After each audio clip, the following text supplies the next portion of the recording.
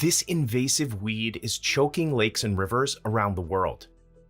Water hyacinths now clog waterways in over 50 countries, including Tonle Sap, the largest freshwater lake in Southeast Asia. The people there cannot travel easily when it grows super thick, and also the living things under the water die. So far, exterminating the plant has proven impossible for the 1.5 million people who live here. Now, locals are removing the pest with their bare hands and giving new life to the dry stems. We went to Cambodia to see how local women are making fashionable bags from worldwide waste.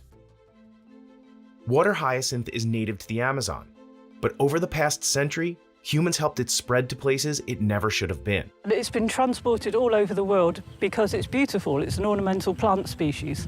Dr. Kit Magellan is an ecologist who studies invasive plants. It's native to the upper reaches of the Amazon basin. Most of the transport occurred during the early 20th century.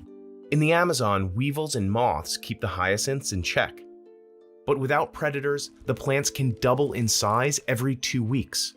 They block out light and oxygen and kill all kinds of other species. That's a big problem for Tonle Sap's floating villages.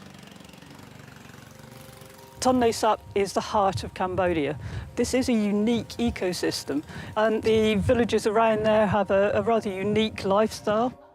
The hyacinths create so much waste that they're harming stocks of staple foods. And they make it harder to get around. Many times we got stuck for a few hours in the middle of the water hyacinth lake.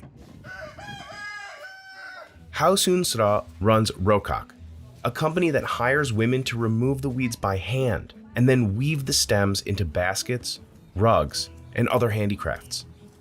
She says she wanted to help local women earn a living while dealing with the plant that makes their way of life more difficult. Many women, they still live in the circle of grown up and get married in the young age. I want them to be employed and to get some training. Today, 4 weavers work for Rokak. They can bundle as many as 200 hyacinth stalks at a time.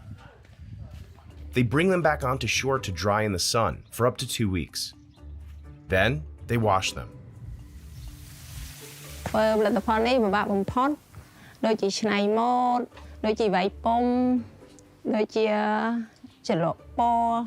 women lay the stems out on top of this wooden platform and steam the plants over charcoal to kill bacteria and get the right color.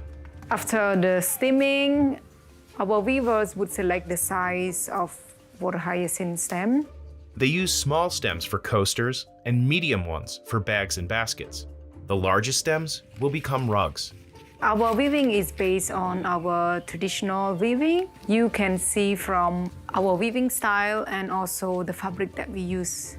This one we made for one of the apartment in Siem. One rug can take 3 women over a month to weave. But at Rokak, women can make up to $300 for a finished product, more than what the average Cambodian earns in a month.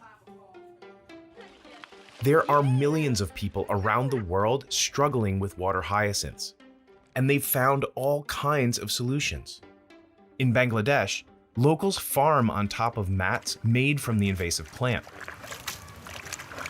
Mechanical harvesters on Lake Victoria in Kenya keep the plants in check, but they're expensive to operate. Local entrepreneurs there have found success helping the weeds break down into biogas for cooking and compost for growing crops. In Nigeria, a startup similar to Rokak also employs women to make handicrafts.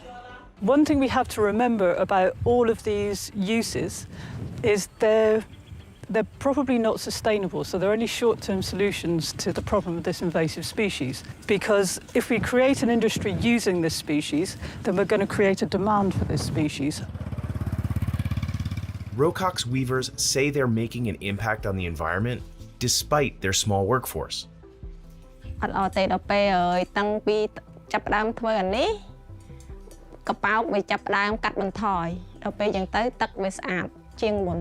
But the hyacinths reproduce far faster than the company's 4 employees can harvest them.